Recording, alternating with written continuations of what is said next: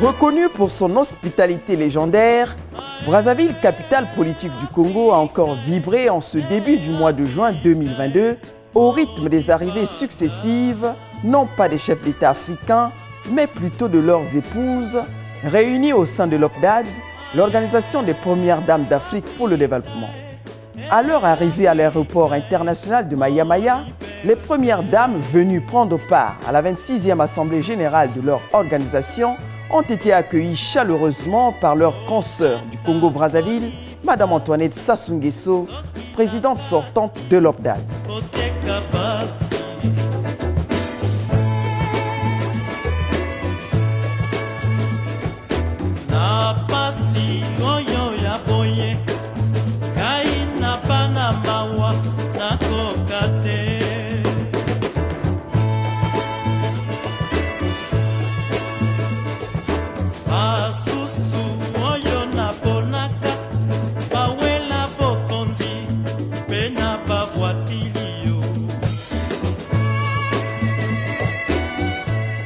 Rappelons que la première dame du Congo, Madame Antoinette Sassou Nguesso, a été élue à la présidence de l'organisation par ses consoeurs Premières Dames d'Afrique en marge du sommet de l'Union africaine tenu en juillet 2019 à Niamey au Niger. Pour la petite histoire, signalons que l'organisation des Premières Dames d'Afrique contre le sida, OPDAS, l'ancêtre de l'OPDAD, a été créée en 2002. Au départ, elle se consacrait principalement à la lutte contre le VIH-Sida et à d'autres problèmes de santé de la reproduction, tant sur le plan continental qu'international. Quelques années après, elle a vu son périmètre s'élargir aux questions d'éducation, de santé et du bien-être des enfants, des jeunes et des femmes en Afrique, d'où la nouvelle appellation OPDAD qui couvre les domaines liés au développement du continent. L'OPDAS a changé de nom pour devenir l'OPDAD en vue d'adopter une vision intitulée « Une Afrique développée avec des enfants, des jeunes et des femmes en bonne santé et autonomes ». Cette vision épouse les prévisions de l'agenda 2063 de l'Union africaine et les objectifs du développement durable ODD des Nations Unies. Servir est une passion que partagent les Premières Dames d'Afrique. Leur disponibilité et leur engagement sont des réalités tangibles. Aujourd'hui, l'OPDAD se donne pour mission de renforcer son plaidoyer en vue d'obtenir des résultats probants sur leurs choix stratégiques. Car ces défis sont à la portée de l'organisation. En combinant leurs énergies, les Premières Dames d'Afrique ont la certitude d'obtenir très vite le même succès qu'elles ont naguère obtenu avec l'OPDAS. Au-delà d'une simple continuité, elles doivent désormais redoubler d'efforts pour garantir un futur meilleur à l'Afrique. Jeudi 9 juin 2022, nous sommes au centre de conférence internationale de Kintélé, dans la banlieue nord de Brazzaville, choisi pour abriter l'événement. Dans la grande salle de réunion, les conseillers techniques des Premières Dames avaient déjà amorcé dans la matinée le travail préliminaire constitué des différents points saillants de la rencontre. Leurs échanges ont porté notamment sur l'étude des recommandations, l'adoption du rapport d'activité, du secrétariat exécutif et du rapport financier 2021, ainsi que sur plusieurs autres documents de travail. La même journée dans l'après-midi, les Premières Dames membres du comité directeur se sont réunies à leur tour à huis clos pour examiner et adopter les points à soumettre à l'appréciation de l'Assemblée générale dont les travaux tenus en présentiel et en visioconférence ont été officiellement lancés le 10 juin 2022 par la présidente sortante, Madame Antoinette Sassou Nguesso. Dans son allocution d'ouverture, elle a salué les actions des Premières Dames dans la résilience contre la Covid-19, sans oublier l'aide apportée par plusieurs pays du monde à l'OPDAD pendant la période difficile de la pandémie. Lorsque vous me lisiez en juillet 2019 à Niamey, à la tête de notre chère organisation, j'étais consciente que je devais contribuer à la mutation de notre organisation qui venait d'élargir son périmètre d'intervention en incluant des domaines nouveaux dans notre action au service de l'Afrique. L'Afrique que nous voulons ne pourra survenir si nous continuons à manquer d'audace et à nous enfermer dans la posture de spectateurs passifs du monde, tel qu'il s'écrit devant nous. Je savais que je pouvais compter sur la disponibilité et l'engagement des premières dames d'Afrique pour impulser cette vision et labourer les champs du possible. La pandémie du Covid-19, qui s'est abattue depuis 2 ans sur toute la planète, est venue remettre en cause la mise en œuvre des stratégies patiemment élaborées. Face à l'inconnu, nous avons d'abord eu des moments de sidération et de peur. Chacune d'entre nous s'est levée dans son pays pour trouver les voies et moyens susceptibles de contenir la propagation de cette pandémie. En ma qualité de présidente en exercice, je me suis attelée au nom de notre organisation à solliciter les concours des pays amis et de nos partenaires habituels aux fins de trouver appui et aide multiforme. La permanence de nos ressources est l'une des clés de la réussite de notre plan stratégique. J'insiste donc pour que la nouvelle présidente, avec notre concours à toutes, je dis bien à toutes, puisse entamer la matérialisation de l'événement de récolte des ressources financières, à savoir la tenue du gala de charité dans un pays africain, surtout en cette année du 20e anniversaire de notre organisation, telle que nous l'avions décidé lors de la 25e Assemblée générale. C'est notre défi à toutes. Nous devons le relever. Distinguées premières dames, mesdames, messieurs, la foi dans la marche en avant de notre continent nous habite toutes autant que nous sommes. C'est face à l'adversité et parfois devant le péril que nous trouvons les ressources de notre survie. Le moment que nous vivons a révélé ce qui a toujours fait la caractéristique de notre continent, à savoir notre esprit de solidarité. Continuons à cultiver cet esprit de solidarité, car seuls nous ne pourrons pas nous en sortir. Vive l'Afrique, vive l'OPDAD. Je déclare ouverte la session de notre 26e Assemblée générale. Je vous remercie.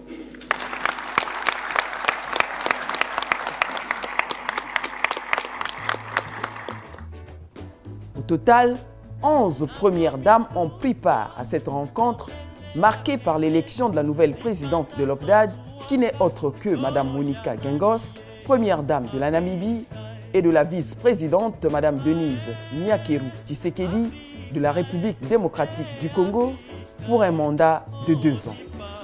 Dans sa toute première allocution prononcée en mode virtuel, la nouvelle présidente de l'OPDAD, Monica Gingos, a salué le travail abattu par son prédécesseur du Congo, Mme Antoinette Sassou Nguesso, durant son mandat qu'elle a qualifié de difficile puisqu'il a été marqué par la pandémie à Covid-19.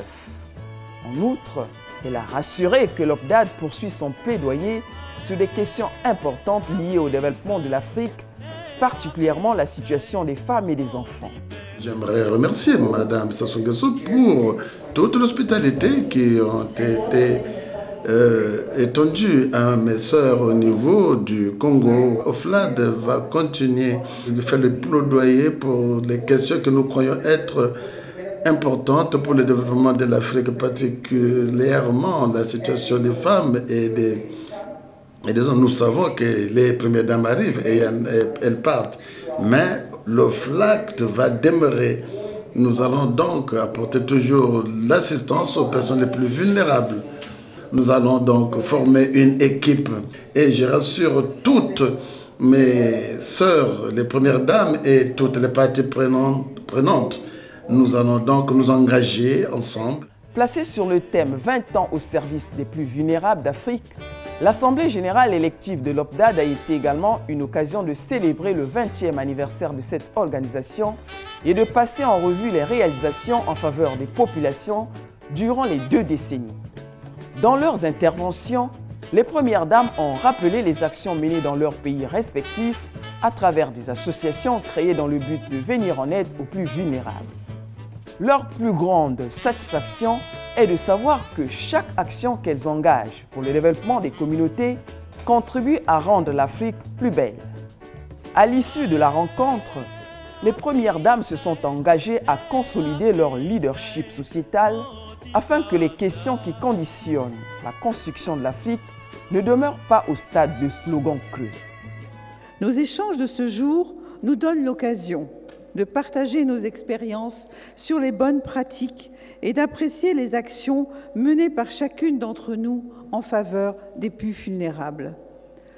J'ai créé la Fondation Children of Africa pour venir en aide aux femmes et aux enfants défavorisés d'Afrique. Nous intervenons dans les secteurs de la santé, de l'éducation et du social grâce aux contributions financières de nos généreux donateurs. Au titre des grands projets réalisés dans le domaine de la santé, je peux citer la construction d'un hôpital mère-enfant de niveau international avec un matériel de pointe spécialement dédié aux mères et aux enfants et qui rend d'énormes services aux populations. En effet, un quart de nos patients y sont soignés gratuitement. Dans le secteur de l'éducation, notre dernière réalisation en date est la construction en 2020 d'un groupe scolaire d'excellence dans la commune d'Abobo, dédié à nos enfants défavorisés qui peuvent ainsi recevoir une éducation de qualité dans un cadre adéquat. Ces enfants, qui sont complètement pris en charge par la Fondation, ne doivent répondre qu'à un seul critère, celui de l'excellence. Je voudrais prendre à mon tour le temps de célébrer toutes les premières dames, présentes et passées, le personnel de l'OPDAD, ainsi que tous les partenaires qui ont chacun, dans leur sphère d'influence, contribué à faire avancer la cause poursuivie par notre organisation, de l'OPDAS en 2002 à l'OPDAD aujourd'hui.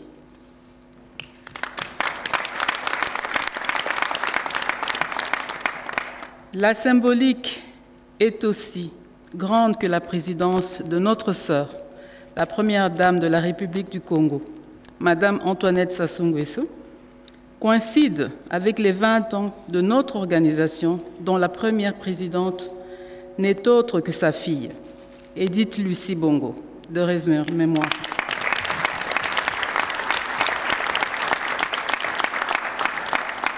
Cette pionnière, comme tant d'autres, mérite toute notre reconnaissance aujourd'hui et durant nos célébrations prochaines.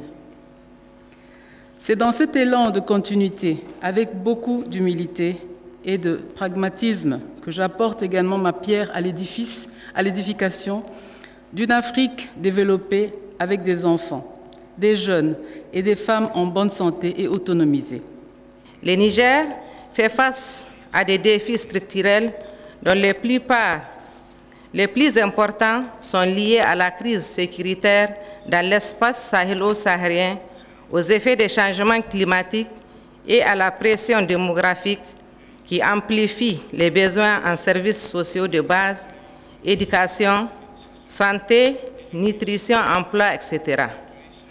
Les conséquences néfastes induites par ces défis placent beaucoup de personnes en situation de vulnérabilité. Aussi, cette situation requiert-elle la mobilisation de toutes les énergies et la synergie de tous les acteurs, État, population, partenaires au développement. La fondation dénommée Cris de cœur d'une mère que j'ai fondée en 2016 s'est successivement dotée de 2 plans triennaux.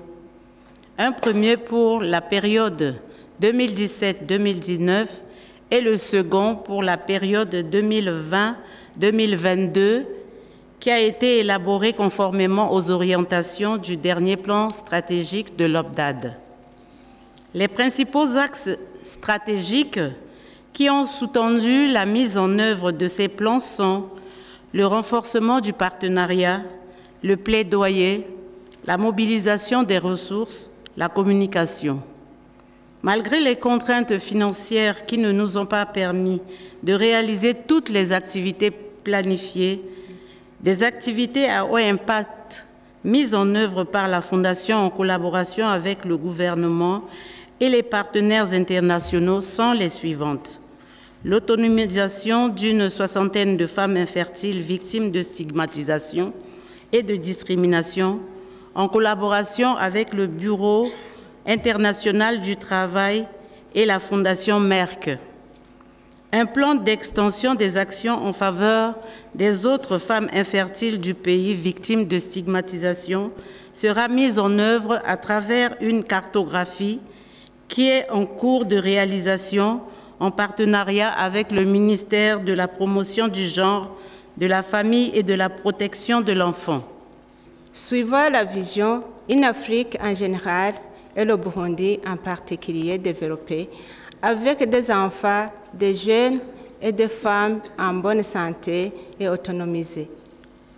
Afin de pouvoir exécuter notre plan stratégique de l'OPEDAD de Burundi, s'est tourné vers le gouvernement à travers les ministères sectoriels concernés, ainsi que les partenaires au développement qui partagent les mêmes domaines d'intervention que l'OPEDAD. Sans toutefois entrer en détail, je citerai entre autres les grandes réalisations ci-après. L'organisation des ateliers de sensibilisation des jeunes en vacances à l'internat sur les thèmes de sagesse, le leadership, la lutte contre le sida et la prévention des grossesses non désirées. L'organisation des forats de haut niveau des femmes leaders sur le thème de santé de la mère à l'enfant, la nutrition, la lutte contre le Covid-19 et l'autonomisation économique de la femme. Pendant que nous sommes en train de célébrer les 20 ans de l'existence de l'OFLA qui est devenu l'OFDAD, nous voulons donc reconnaître la contribution immense pour soutenir les personnes vulnérables de notre continent. J'aimerais donc féliciter également ma prédécesseur, la première dame de Ghana, qui a posé les jalons de mon chemin. Il y a eu donc des actions sur l'autonomisation des femmes, l'éducation, la santé. Au niveau de l'éducation, nous avons appris pour apprendre et apprendre pour lire. Et nous avons donc des programmes d'éducation au niveau de la télévision. Nous avons également mis en place des bibliothèques et permettre aux enfants d'approfondir leurs enseignements. À la fin de 2022, nous aurons donc construit 200 bibliothèques pour permettre à plusieurs enfants de lire. Et puisque nous voulons donc avoir nous avons une initiative qui encourage les enfants à rester à l'école et empêcher l'abandon précoce de l'éducation. Nous avons atteint un grand nombre d'enfants avec ce programme à la télévision et en ligne pour atteindre le nombre le plus grand nombre possible des filles. Plusieurs panélistes tels que l'ONU-SIDA, l'OMS, le Fonds mondial et autres ont tous reconnu l'immense contribution des premières dames d'Afrique pour soutenir les plus vulnérables. Je tiens personnellement, Madame la Première Dame du Congo, ma sœur Antoinette, à vous remercier et à vous féliciter. À vous remercier parce que on était ensemble il y a 20 ans. Quand nous avons créé l'organisation des premières dames d'Afrique. Vous avez brisé dans la plupart de vos pays la discrimination contre les plus démunis. Vous avez aidé à donner la voix aux sans-voix. Le problème du financement de la santé n'est pas un problème d'engagement politique. Quand j'étais directeur exécutif, secrétaire général adjoint des Nations Unies, j'avais l'impression que les politiques ne s'engageaient pas. Mais en réalité, ce n'est pas un problème d'engagement politique, c'est un problème de choix politique.